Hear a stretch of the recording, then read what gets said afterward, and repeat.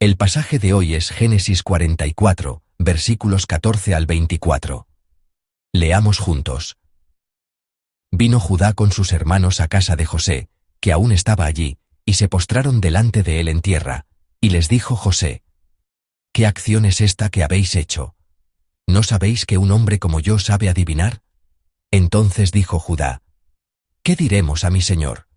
¿Qué hablaremos, o con qué nos justificaremos? Dios ha hallado la maldad de tus siervos. He aquí, nosotros somos siervos de mi señor, nosotros, y también aquel en cuyo poder fue hallada la copa. José respondió: Nunca yo tal haga. El varón en cuyo poder fue hallada la copa, él será mi siervo. Vosotros id en paz a vuestro padre. Entonces Judá se acercó a él y dijo: Ay, señor mío, te ruego que permitas que hable tu siervo una palabra en oídos de mi señor, y no se encienda tu enojo contra tu siervo, pues tú eres como Faraón. Mi señor preguntó a sus siervos diciendo: ¿Tenéis padre o hermano?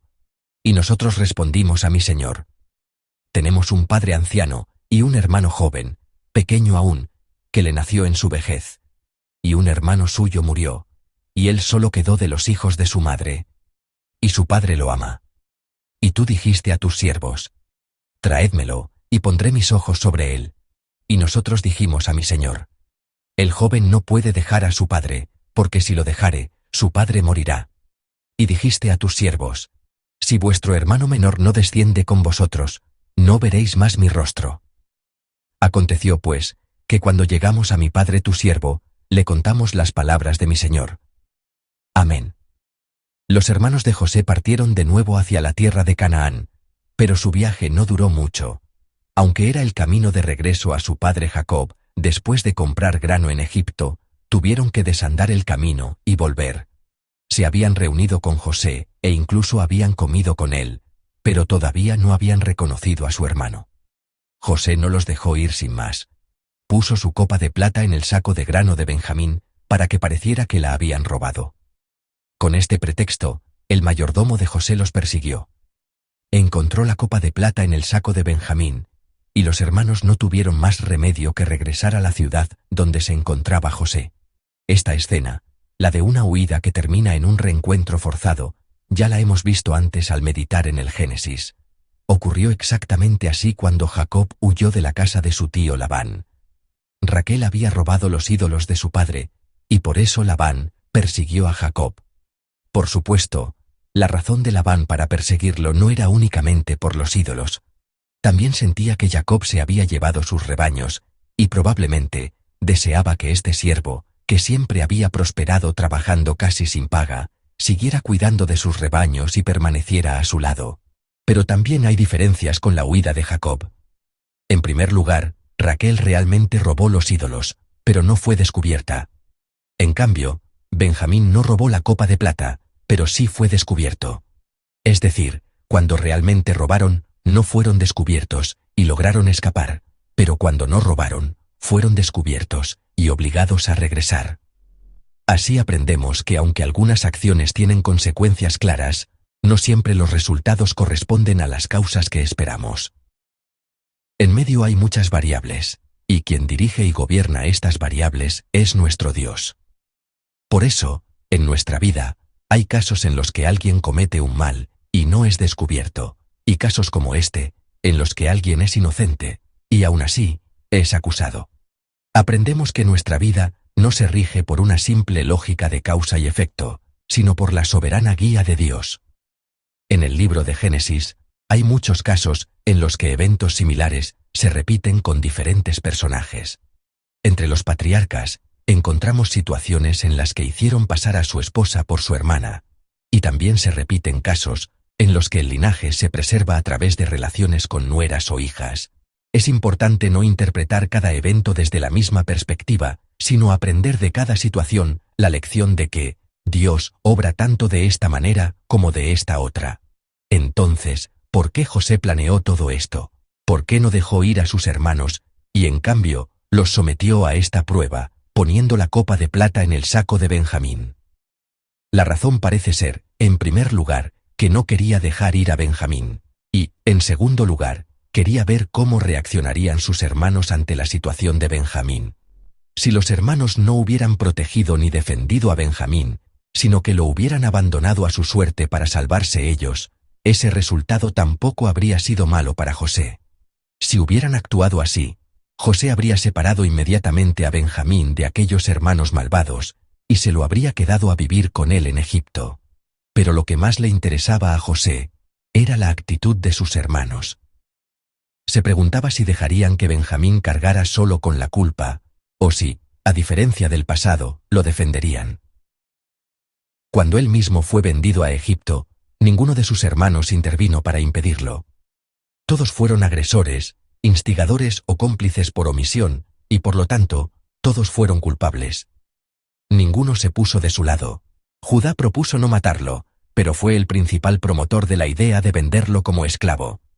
Y Rubén, aunque tenía la intención de salvarlo, reaccionó demasiado tarde y no pudo impedir que lo vendieran.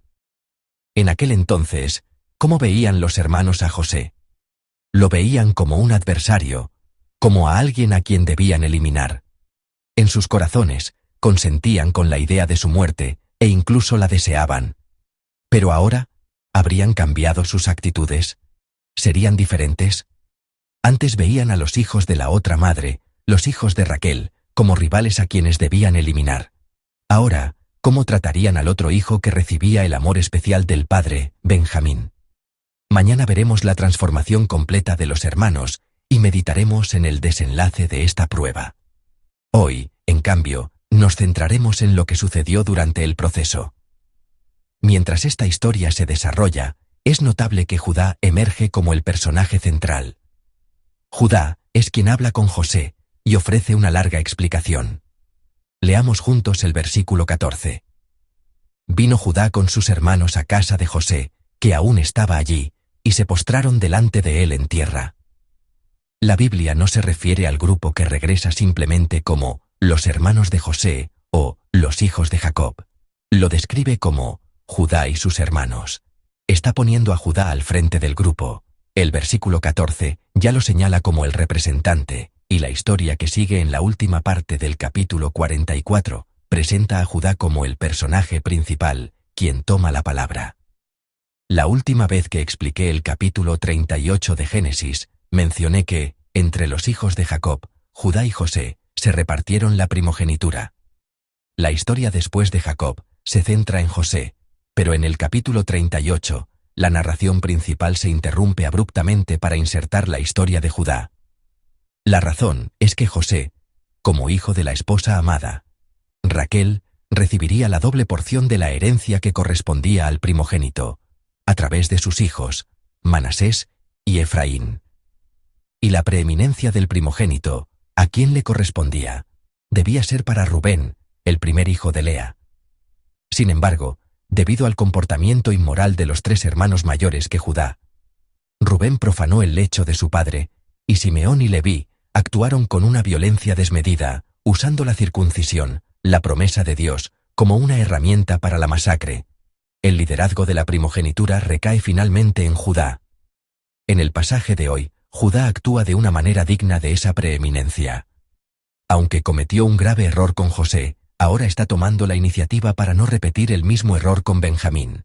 Es muy importante aprender estas lecciones en la vida. Muchas personas, después de cometer un error, no lo corrigen. A menudo, tropiezan con la misma piedra o repiten el mismo error. Cuando pecamos, con mucha frecuencia repetimos los mismos pecados. Si repites el mismo pecado, debes reflexionar sobre ti mismo, porque la primera vez que pecas, sientes la culpa y piensas, he hecho mal. Pero si el pecado se repite, te vuelves insensible.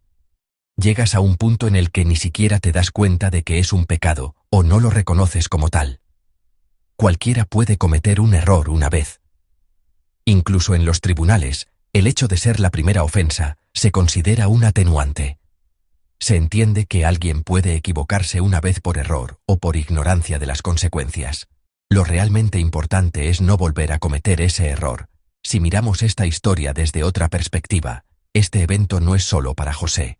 Se ha convertido en una prueba para sus hermanos. ¿Por qué? Porque es la prueba que les da la oportunidad de restauración, la oportunidad de redención. Se les concedió una segunda oportunidad, la ocasión de tomar una mejor decisión al enfrentarse a una situación similar. Aunque fracasaron con José, ahora tienen la oportunidad de enmendar su error al no repetirlo con Benjamín. Dios les da a estos hermanos, a los hijos de Israel, esta oportunidad. Amados hermanos, Dios es un Dios de segundas oportunidades. Por lo tanto, no debemos darnos por vencidos tras un error. El verdadero fracaso consiste en no volver a intentarlo después de haber caído. Aunque ellos cometieron un error con José, aunque tomaron una mala decisión con José, aunque eligieron mal con José, ahora pueden enmendarlo con Benjamín, pueden intentarlo de nuevo con Benjamín, pueden tomar una buena decisión con Benjamín.